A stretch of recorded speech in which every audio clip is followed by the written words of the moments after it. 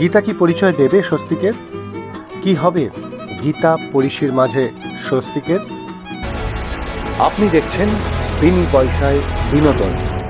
স্বস্তিক মেহেককে ডাকতে আসলে সেই শব্দ শোনে পরিষী, এবং পরিষী সঙ্গে সঙ্গে মেহেককে বলে, এই ডাক আমার ভীষণ চেনা, কে কথা বলছে বলে সে স্বস্তিকের দিকে এগিয়ে যায়।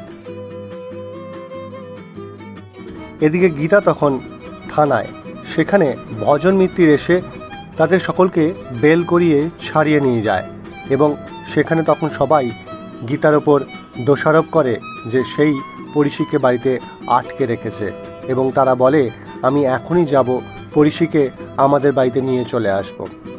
গীতা বাড়ি ফিরে এসছে। মেহেক আর পরিষী সেই সময় ঘরে বসে আছে, এবং মেহেক পরিষীকে বলে সিঁদুর পরার জন্য। সে বলে, যার জন্য সিঁদুর পরতাম সেই যদি নেই, তার সিঁদুর পরে লাভ কী?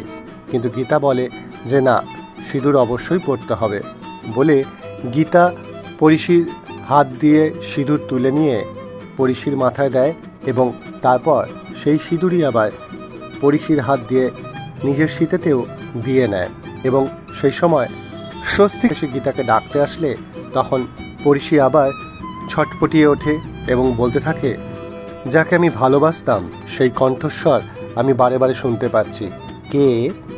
পরিষী বারবার এই শব্দ শুনে স্বস্তিককে কি চিনতে পারবে? গীতা কি পরিচয় দেবে স্বস্তিকের? কি হবে গীতা পরিষীর মাঝে স্বস্তিকের? সমস্ত খবর জানতে দেখতে থাকুন বিনি পয়সায় বিনোদন।